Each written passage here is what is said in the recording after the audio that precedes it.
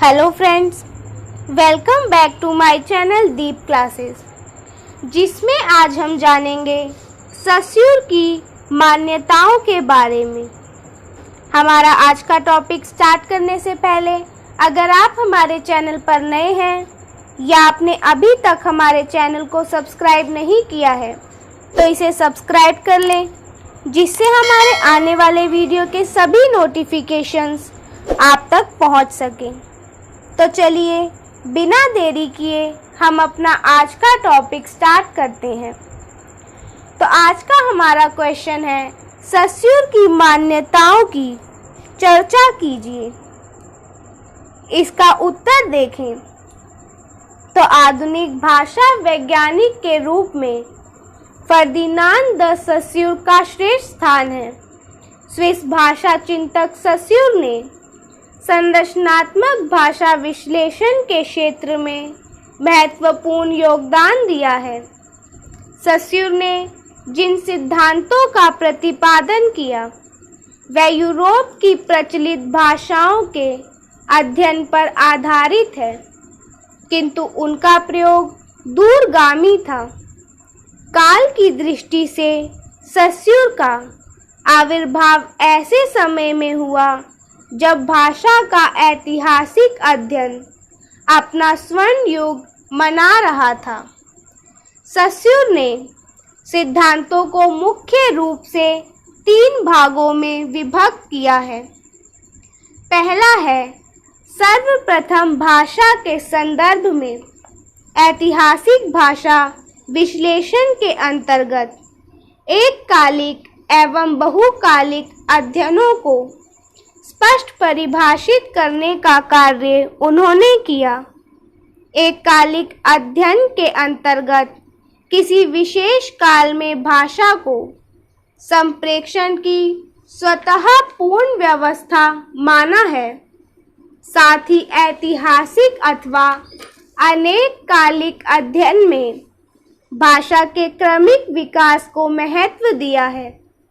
अतः यह एक कालिक अध्ययन वर्णनात्मक माना गया है, जो इस काल का अत्यंत महत्वपूर्ण भाषा अध्ययन का सिद्धांत था, तथा अनेक कालिक को ऐतिहासिक माना गया।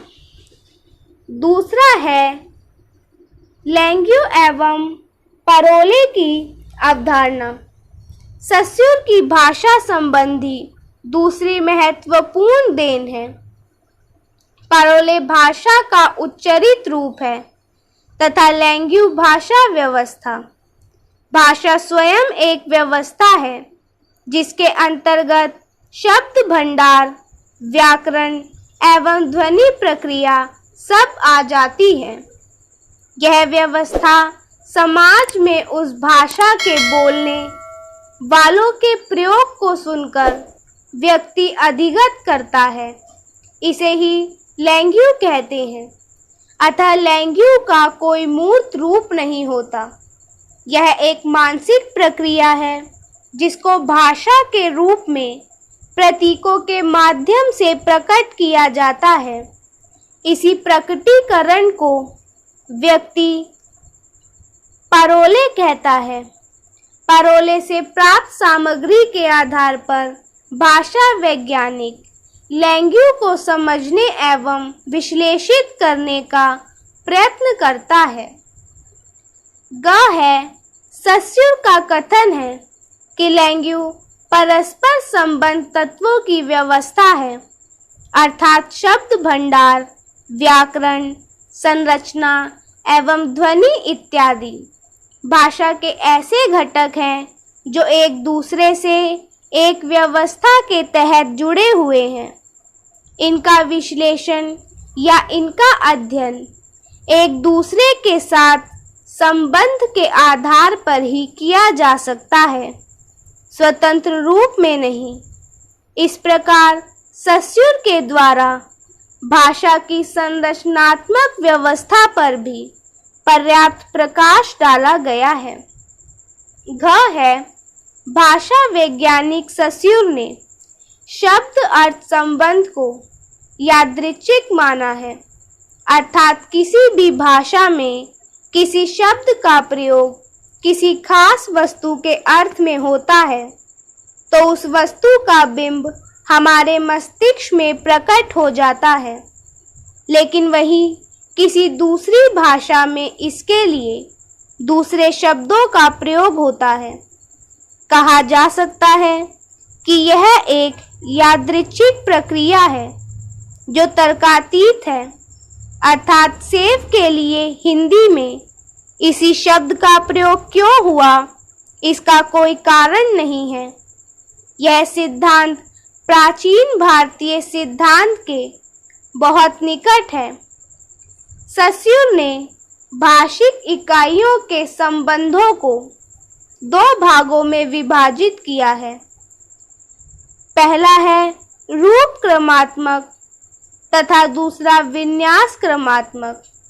संरचना के तत्वों के विन्यास क्रमात्मक अंतर संबंधों का अध्ययन किया जाता है तथा व्यवस्था में रूप तालिकात्मक तथा रूप क्रमात्मक के संबंधों का अध्ययन किया जाता है। सस्यूर वाक् परिपथ की बात करते हुए भाषा को एक सामाजिक तथ्य मानते हैं। भाषा कैसे रूपायित होती है, कैसे रूपाकार ग्रहण करती है, इस प्रश्न को वह स्वयं ही उठाते हैं और उत्तर भी स्वयं ही देते हैं। वह लिखते हैं कि जब हम ऐसी भाषा में बोलने वालों को सुनते हैं जिसे हम नहीं जानते, तब हम सामाजिक तथ्य की परिधि से बाहर होते हैं जिससे हम अपरिचित हैं। यदि हम समुदाय विशेष के व्यक्तियों के मस्तिष्क में संरक्षित ध्वनि, बिंबों और प्रतीकों को समझ सकें तो हम उस सामाजिक बंधन को आत्मसात कर सकेंगे जिससे वह भाषा विनिर्मित हुई है।